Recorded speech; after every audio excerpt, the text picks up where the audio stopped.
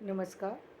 आज का motivational video है, इग्नोर करना सीखिए। जीवन में बहुत सारी सी चीज़ें ऐसी हैं जिनको इग्नोर करने की आवश्यकता है। बिना उनको इग्नोर किए आप आगे नहीं बढ़ सकते।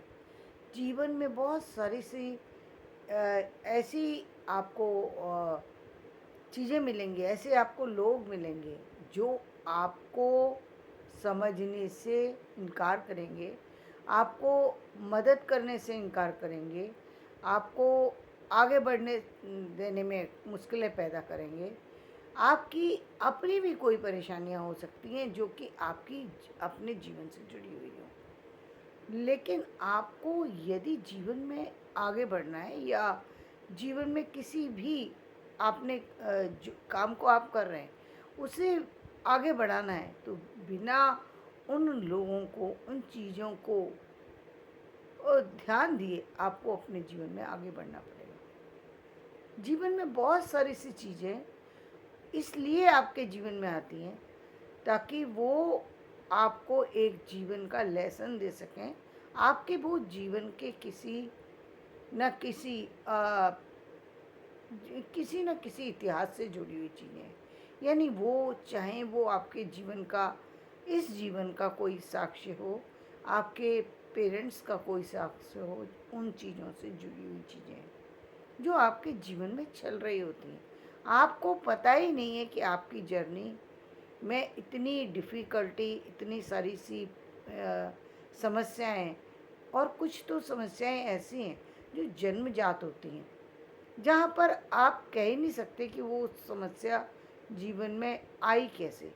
लेकिन आपको उस समस्या के सामने अपना सिर झुकाने की बजाय उस समस्या से आगे बढ़ने की आवश्यकता है। यदि आप ऐसा करते हैं तो आप देखेंगे जीवन में आप जो है आगे बढ़ पाएंगे। दूसरी चीज़ ये है, बहुत बार व्यक्ति को समझने के लिए, व्यक्ति की स्थितियों को जानने के लिए व्यक्ति को उस जगह भेज दिया जाता है जिस जगह इस तरह के लोग हों, इस तरीके का एनवायरनमेंट हो, तो उस परिस्थिति में भेजा जाता है।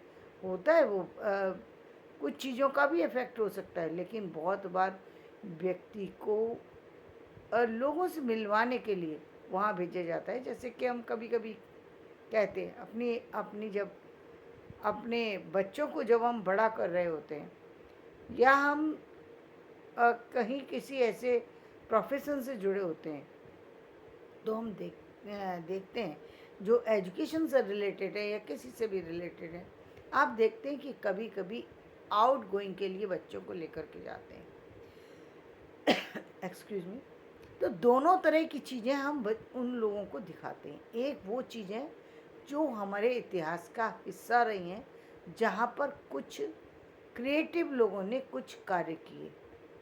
दूसरी तरफ हम कुछ ऐसी चीज़ों को भी दिखाते हैं अपने बच्चों को जहाँ से बच्चे अनजान हैं। जैसे बहुत बार शहर के बच्चों को गाँवों में लेकर के जाया जाता है, पहाड़ों पर लेकर के जाया जाता है, जहाँ उनको एक तरफ विदेश में ले जाया जाता है, वहीं उनको ऐसी जगह पर भी ले जाया जाता है जहाँ पर वो जाकर के उन लोगों से, उन लोगों की ज़िंदगियों से, उस आम नागरिक से परिचित हो सकें, उस व्यक्ति की परिस्थिति से परिचित हो सकें जो इस संसार का हिस्सा है। बहुत सारे बच्चे सामान्य स्थितियों को जानते ही नहीं। यदि वो जानते नहीं हैं तो वो उन लोगों से यदि आगे बढ़ कर के जब वो कभी किसी बड़े मुकाम पर पहुंचेंगे या जीवन के किसी भी अधिकारी के पद पर कार्य करेंगे, तो उनके लिए ये बहुत जानना बहुत ज़रूरी है कि वो लाइफ किस तरह की है, जीवन किस तरीके का है। जीवन की समस्या को सुलझाने के लिए ऐसे व्यक्ति का होना ज़रूरी है जो कि उन समस्याओं को जान सके। बचपन ही एक ऐसी चीज़ होती है जहाँ पर व्यक्ति के दिल पर अच्छी और बुरी चीज़ों का प्रभाव बनता है। जब उसको जब उसे पता लगता है कि जिस भोजन को वो करता है जिस भोजन के लिए वो एक्सेप्ट ही नहीं करता अपने घर के से बने हुए लंच को, जिसको वो पसंद नहीं करता, जिसको वो फेंक देता है, उस भोजन के लिए लोग जो है वो तरसते हैं। ये बात बहुत सारे बच्चों को पता ही नहीं है। बहुत सारे बच्चों को बचपन से उन लोगों से अलग रखा जाता है। अभी बहुत सारे परिवारों में ऐसा है कि उनसे मिलने जुलने से वो बच्चे दूर रहते हैं। अच्छे स्कूलों में पढ़ने के कारण से उन लोगों के टच में नहीं है। और जब भी आउटिंग के लिए यदि परिवार वाले लोग जाते हैं तो वो ऐसी जगह पर जाते हैं जो बहुत हाई फाई है। तो बच्चे को एक आम जिंदगी के बारे में नहीं पता। उसको नहीं पता कि ट्रेन के अंदर क्या होता है, ट्रेन कैसी होती है, ट्रेन की डिफ़िकल्टी क्या होती है, बस की डिफ़िकल्टी क्या होती है, एक आम नागरिक की डिफ़िकल्टी क्या होती है, उसे पता ही नहीं है। उसको परिचित कराना ज़रूरी है। परिचय यदि उसका होगा तो दो चीज़ों के लिए उसके जीवन के रास्ते खुल जाएंगे। पहली बात, एक तो उसे ये पता लगेगा कि जीवन में कभी भी यदि कोई समस्या आई तो वो उसको समस्या के जब भी समस्या कोई जीवन में आएगी तो वो निश्चित रूप से उसको वो पल याद आएगा कि एक बार मैंने भी ऐसा देखा था, या वो उस तरीके की स्थिति से अपने आप को संभालने में सक्षम होगा। दूसरी बात ये कि यदि वो किसी बड़े उस पर पहुंचता है, पद पर पहुंचता है, उसको याद रहेगा कि मैं एक बार उस जगह पर गया था जहाँ पर जहाँ पर बच्चे जो है वो बहुत ज़्यादा समस्याओं से ग्रसित थे, जहाँ पर बच्चों के रहने के, परिवार को रहने की जगह नहीं थी, जहाँ पर खाने के लिए बच्चा परेशान था। ज़िंदगी की सामान्य डिफ़िकल्टी जो है, जिसको कि जो बच्चे जो आजकल जो मेट्रो सिटी में बच्चे यदि किसी को देखते भी हैं तो मेट्रो सिटी में यदि कोई गरीब इंसान को भी देखते हैं तो अब उनकी भी लाइफ बदल गई है। वो लोग कहीं कुछ बेचते हुए नज़र आ जाते हैं, कुछ और चीज़ की तरह से नज़र, लेकिन शायद ज़िंदगी इससे भी ज़्यादा लोगों की खराब है। जहाँ लोगों को भोजन ही नहीं मिलता, जहाँ लोगों को पहनने के लिए वस्त्र ही नहीं है। समस्या कितनी है इस संसार के अंदर, इनको जानने के लिए उन बच्चों को वहाँ पर ले जाया जाता है, उन्हें दिखाया जाता है ताकि जीवन की समस्याओं का समाधान वो कर सकें। जिस तरीके से बहुत सारी सी चीज़ें मोबाइल पर आ जाती हैं, जहाँ पर वो उन चीज़ों को, उन दृश्यों को अब देख पा रहे हैं कि किस तरीके की, लेकिन एक मोबाइल पर किसी चीज़ को देखना, एक डायरेक्ट में देखना, दोनों में अब भी बहुत फ़र्क है।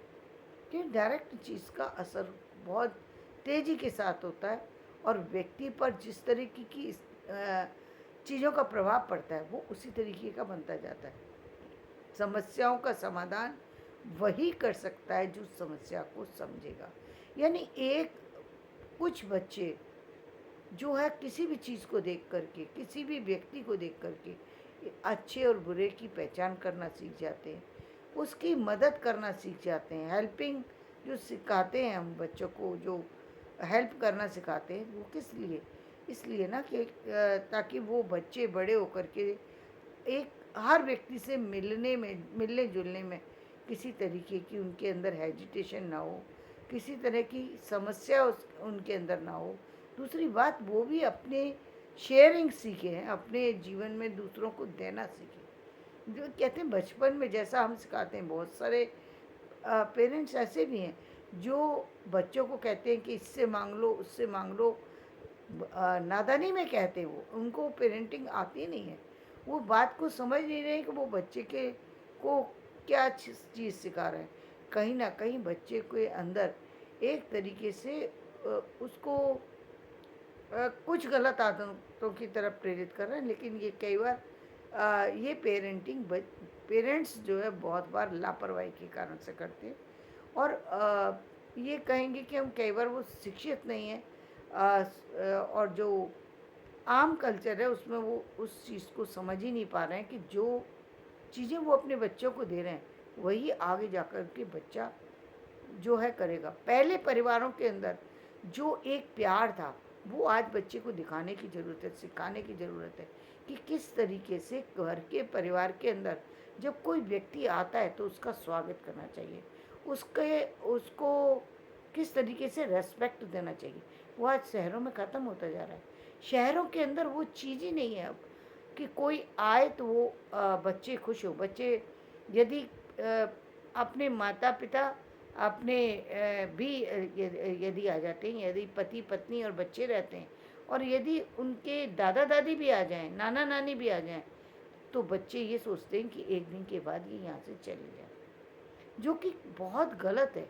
यहाँ पर कहीं न कहीं बच्चे के अंदर अब वो भावना कैसे डाली जाए कि दादा-दादी जो है वो परिवार का ही हिस्सा है, वो बाहर की व्यक्ति नहीं है, जिनको आप अलग करने की सोच रहे हैं, या आपके नाना-नानी हैं वो बाहर के लोग नहीं हैं। लेकिन बच्चे के अंदर ये भावना उस समय पैदा होती है जब उसने बचपन से देखा हो, दादा-दादी को साथ रहते देखा है, नाना-नानी को साथ रहते देखा है, तो उसको लगता है कि ये घर के मेंबर हैं। तब वो उनको उनके आने पर खुश भी होता है, उनका स्वागत भी करता है, उनके सुख-दुःख का भी ध्यान रखता है।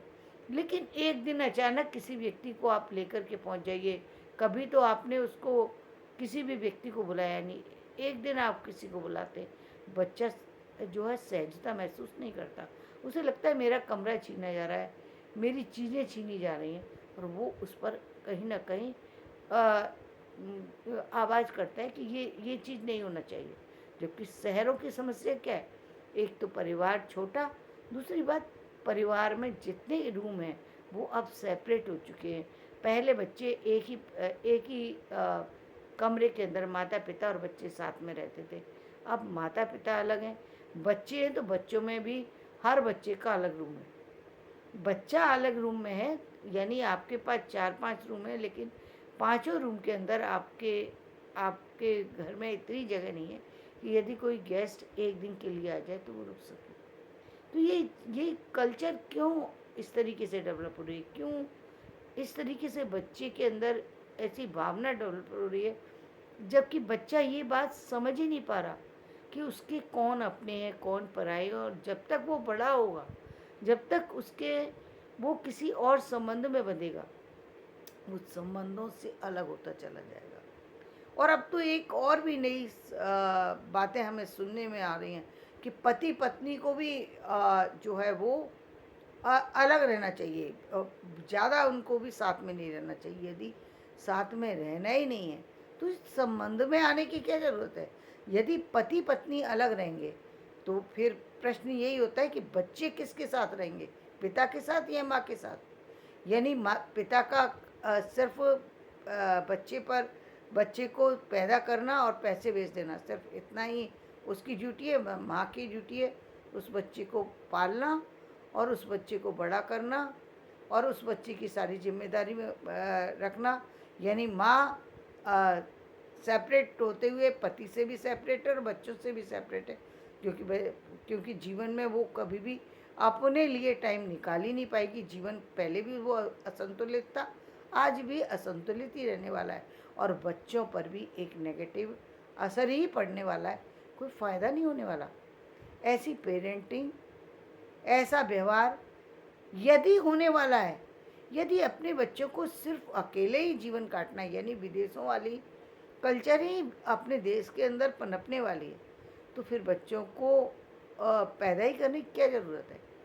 बच्चे फिर होना ही नहीं चाहिए। परिवार के अंदर बच्चे का होना ही अच्छा नहीं है। बच्चे के लिए भी ये असुविधा की बात है कि माता और पिता साथ ही नहीं है। वो बचपन से देख रहा है माता पिता अलग है। अब वो जब बुजुर्ग हो जाएंगे तो माता और पिता, हर एक माता पिता की इतनी बड़ी स्थिति नहीं होती कि आर्थिक स्थितियाँ बहुत अच्छी हों, और आर्थिक स्थितियाँ बहुत अच्छी भी हों, लेकिन कई बार बच्चे आगे स्टडी करने के बाद कुछ करें, वो कहीं अलग किसी देश में जा सकते हैं। वहाँ पर तो वो भूल ही जाएंगे बिल्कुल माता पिता को, क्योंकि पहले ही उनको माता पिता से प्रेम नहीं था।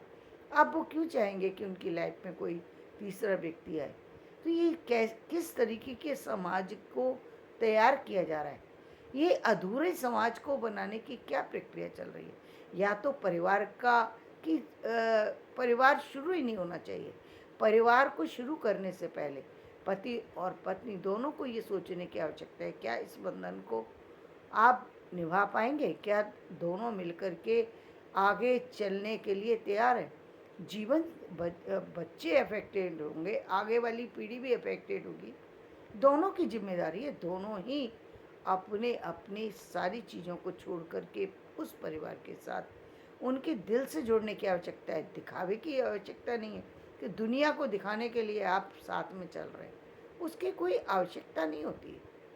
वो ये कोई जीवन नहीं है कि आप दुनिया के लिए कुछ और हैं, बाहर वालों के लिए कुछ और हैं, बच्चों के लिए कुछ और हैं, कमरे में कुछ और हैं, बाहर कुछ और हैं, पड़ोसियों के लिए कुछ और है। ये जीवन नहीं है, तमाशा है ये। इस तमाशे को रोकने की आवश्यकता है, जीवन को समझने की आवश्यकता है। ये पारिवारिक ब्यूटी जो थी, जहाँ प्रेम था, उस प्रेम को पनपने दीजिए। जहाँ व्यक्ति का कुछ लोग कुछ एस्ट्रोलॉजर ऐसे आ गए हैं जो कह रहे हैं कि एनर्जी जो है, अपनी एनर्जी दूसरे में बांटना नहीं चाहिए। यदि परिवार में एनर्जी बांटने वाली बात हो जाएगी, पति पत्नी एक दूसरे के लिए नहीं दे सकते, पति पत्नी अपने बच्चों को अपने हृदय से नहीं लगा सकते, अपने भाई बहन को अपने हृदय से नहीं लगा सकते, एक दूसरे की चीज़ें शेयर नहीं कर सकते, क्योंकि एनर्जी बढ़ जाएगी। एनर्जी बढ़ जाएगी, यानी आप तो हिस्सा करने की स्थिति ये हो गई कि मतलब हम अपने, पहले तो एक ही कपड़े में पूरा परिवार पल जाता था। एक ही, मतलब जो घर के अंदर है, आर्थिक स्थितियाँ अच्छी हैं या खराब, सब लोग मिलकर के उसमें साथ चलते थे, आगे बढ़ते थे, यानी प्यार बना रहता था। एक दूसरे की एनर्जी जब एक दूसरे के साथ बांटी जाती थी, एक दूसरे के साथ एक दूसरे का ध्यान रहता था। लेकिन जब हर व्यक्ति हाथ को टच करने में डरेगा, प्यार करने में डरेगा, गले लगाने में डरेगा, यानी हर चीज़ से आपको अलग किया जा रहा है। ये कौन से जीवन की तरफ जा रहे हैं? ना आप सन्यासी हैं, ना आप सामाजिक हैं, ना आप पारिवारिक हैं, ना ही आप साधु हैं, ना आप सन्यासी हैं, ना आप संत हैं। यानी आपने जीवन में रहते हुए भी जीवन को बिखेर करके रख दिया, परिवार को तोड़ दिया, पूरी तरह परिवार तोड़ने की प्रक्रिया चल रही है।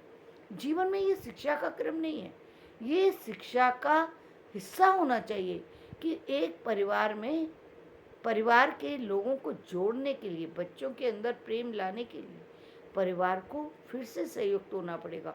एक दूसरे के लिए देने की भावना होना चाहिए, छीनने की भावना नहीं। और हर चीज़ छीन लीजिए, जहाँ आवश्यकता है किसी चीज़ को समझाने की, वहाँ समझाइए कि भाई जहाँ पर बड़ों का आदर होना चाहिए, जहाँ पर बड़ों के महत्व है वहाँ पर बड़ों का महत्व है, जहाँ पर छोटों का महत्व है वहाँ छोटों का महत्व है। लेकिन ये परंपरा कि परिवार में रहते हुए हम अलग अलग रहेंगे, अलग अलग, सब कुछ अलग ही रहेगा, कोई एक दूसरे की मदद के लिए तैयार नहीं था। पहले भी घर की स्त्री ही जो है परिवार को देखा करती थी, आज भी पुरुष नए तरीके से परिवार को देखने की बात कर रहा है। बात तो वही हो गई जो पहले थी।